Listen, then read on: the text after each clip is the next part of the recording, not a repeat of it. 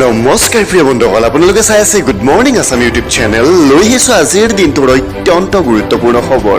ইয়াৰ প্ৰতিটো খবৰে আপোনাৰ বাবে অত্যন্ত গুৰুত্বপূৰ্ণ। ভিডিঅ'টো শেষলৈকে চাব, লাইক আৰু ছাবস্ক্ৰাইব বটনটো ক্লিক কৰি দিব, যাতে যেতিয়া যিসমূহ ভিডিঅ' আপলোড কৰোঁ সকলোতকৈ প্ৰথম যাতে আপোনাৰ মোবাইলত যায়।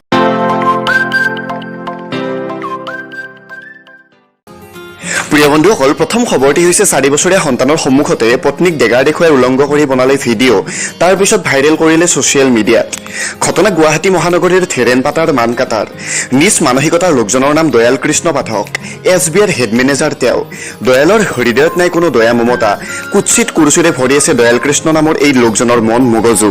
এই লোকজনৰ বিৰুদ্ধে নিজ পত্নী আনিছে বহু গুৰুতৰ অভিযোগ। পত্নীৰ অভিযোগ অনুসৰি নিজৰ 4 বছৰীয়া পুত্ৰৰ সন্মুখতে ডেগাৰ দেখুৱাই পত্নীক উলংঘ কৰি অশ্লীল ভিডিঅ' সংগ্ৰহ কৰে স্বামীয়ে। ভিডিঅ' সংগ্ৰহ কৰাই নহয়, সেয়া ছ'চিয়েল মিডিয়াত ভাইৰেলো কৰিছে। বিগত 6 বছৰে অকথ্য নিৰ্যাতনৰ বলি হৈ অৱশেষত পিতৃগৃহত আশ্ৰত হ'বলগীয়া হৈছে মহিলাগৰাকীয়ে। প্ৰিয় বন্ধুসকল, ইয়াৰ পিছৰ খবৰ দিছে ড্ৰাগছ খুৱাই ভিডিঅ' কৰি পৰ্ণৰ বাবে ব্লেকমেইলিং বলিউডত সাধাৰণ ঘটনা। পৰ্ণ কাণ্ডক লৈ উত্তপ্ত হৈ পৰিছে বলিউড। ৰাজ কুন্দ্ৰাৰ গ্ৰেপ্তাৰৰ পাছতে এগৰাকীৰ পাছত আন এগৰাকী অভিনেত্ৰীয়ে মুখ খুলিবলৈ লৈছে। ৰাজ কুন্দ্ৰাৰ এপৰ ভিডিঅ'ৰ বাবে অভিনেত্ৰী শ্ৰুতি গেৰাকো অভিনয়ৰ প্ৰস্তাৱৰ কথা জানিবলৈ দিছে অভিনেত্ৰীগৰাকীয়ে। শ্ৰুতিয়ে লগতে কয় যে কেৱল মহিলাকে নহয়, পুৰুষসকলকো এনে ভিডিঅ'ৰ বাবে হেঁচা দিয়া হয়। তেওঁলোকৰ এনে অৱস্থাৰ মুখলৈ ঠেলি দিয়া হয় য'ত তেওঁলোকৰ আৰু কোনো ৰাস্তা নাথাকে। শ্ৰুতিয়ে নৱাগত অভিনেতা অভিনেত্ৰীসকলক ইয়াত কোনো দোষ নাই বুলি উল্লেখ কৰিছে। প্ৰিয় বন্ধুসকল, ইয়াৰ পিছৰ খবৰ দিছে মীৰাবাই চানুক মণিপুৰ চৰকাৰৰ 1 কোটি টকাৰ পুৰস্কাৰ। ইয়াতকৈ ডাঙৰ খবৰ দিব মুখ্যমন্ত্ৰী এন বীৰেন সিঙে। টকিঅ' অলিম্পিকৰ ভাৰোত্তোলনত ৰূপৰ পদক জয় কৰি ভাৰতক গৌৰৱান্বিত কৰা মণিপুৰৰ খেলুৱৈ মীৰাবাই চানুক লৈ 1 কোটি টকাৰ পুৰস্কাৰ ঘোষণা কৰিছে মণিপুৰ চৰকাৰে। আজি মণিপুৰৰ মুখ্যমন্ত্ৰী এন বীৰেন সিঙে ঘোষণা কৰে এই পুৰস্কাৰ। শনিবাৰে অলিম্পিকত ভাৰতৰ প্ৰথমটো পদক অৰ্জন কৰি দেশৰ লগতে মণিপুৰলৈ গৌৰৱ কঢ়িয়াই আনিছে মীৰাবাই চানুৱে। 49 কেজি শাখাত মুঠ 202 কেজি ভাৰ উত্তোলন কৰি এই গৌৰৱ কঢ়িয়াই আনিবলৈ সক্ষম হৈছে মীৰাবাইয়ে। প্ৰিয় বন্ধুসকল, ইয়াৰ পিছৰ খবৰটি হৈছে সেবাৰ নিৰ্দেশনা। 9ম শ্ৰেণীৰ শিক্ষাৰ্থীৰ পঞ্জীয়নৰ শেষ দিন 10 ছেপ্টেম্বৰ। মাধ্যমিক শিক্ষা পৰিষদ অসমৰ অন্তৰ্গত বিদ্যালয়ৰ 9ম শ্ৰেণীৰ ছাত্ৰ ছাত্ৰীসকলৰ পঞ্জীয়নৰ শেষ দিন 10 ছেপ্টেম্বৰলৈ বৃদ্ধি কৰা হৈছে।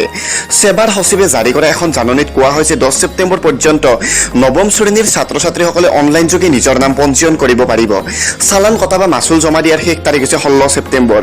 এই সময়সীমাৰ ভিতৰত পঞ্জীয়নৰ যাৱতীয় প্ৰক্ৰিয়া সম্পূৰ্ণ কৰিবলৈ ছাত্ৰ ছাত্ৰীসকলক নিৰ্দেশ দিয়া হৈছে। প্ৰিয় বন্ধুসকল, ইয়াৰ পিছৰ খবৰ দিছে ভোট কিনাৰ স্বাৰ্থত ব্যৱহাৰ হৈছিল PM কিষাণ আঁচনিৰ ধন। প্ৰধানমন্ত্ৰী কৃষক সন্মান নিধিৰ ধনেৰে অসমৰ ভোট কিনিছিল বিজেপি চৰকাৰে। এই গুৰুতৰ অভিযোগ উত্থাপন কৰিছে আঞ্চলিক দল অসম জাতীয় পৰিষদে। শনিবাৰে গুৱাহাটীত এখন সংবাদমেল সম্বোধন কৰি দলটোৰ সভাপতি লুৰিণজ্যোতি গগৈয়ে কয় যে PM কিষাণ সন্মান নিধিৰ নামত অসমত ব্যাপক দুৰ্নীতি নিয়ম সংঘটিত হৈছে। লক্ষণীয় কথাটো হ'ল PM কিষাণ সন্মান নিধিৰ ধন প্ৰদান কৰা হৈছিল 2020 চনৰ নৱেম্বৰ মাহৰ পৰা 2021 চনৰ মাৰ্চ মাহলৈ। এই সময়সীমাৰ পৰা স্পষ্ট হৈ পৰে যে শেহতীয়া বিধানসভা নিৰ্বাচনত ভোট ক্ৰয় কৰিবলৈ বিজেপি চৰকাৰে PM কিষাণ সন্মান নিধিৰ ধন ব্যয় কৰিছে। প্ৰিয় বন্ধুসকল, শেষৰ খবৰটি আছে শিশুৰ দেহত পৰীক্ষণ চলোৱা কোভাক্সিনৰ ফলাফল ছেপ্টেম্বৰত। এইমছৰ মুৰব্বী। ভাৰত বায়'টেকৰ COVID-19 ভেকচিন কোভাক্সিনৰ শিশুৰ দেহত পৰীক্ষণ চলি আছে। ছেপ্টেম্বৰৰ ভিতৰত এই পৰীক্ষণৰ ফলাফল ওলাব। এইমছৰ মুৰব্বী ডাঃ ৰন্দীপ গুলেৰিয়াই শিশুৰ বাবে পৰীক্ষণ চলোৱা কোভাক্সিনক লৈ এই আশাৰ খবৰ প্ৰকাশ কৰিছে। উল্লেখ্য যে কোভাক্সিনৰ পৰীক্ষণ 12ৰ পৰা 18 বছৰ, 6ৰ পৰা 12 বছৰ আৰু 2ৰ পৰা 6 বছৰ শিশুৰ মাজত চলাই থকা হৈছে।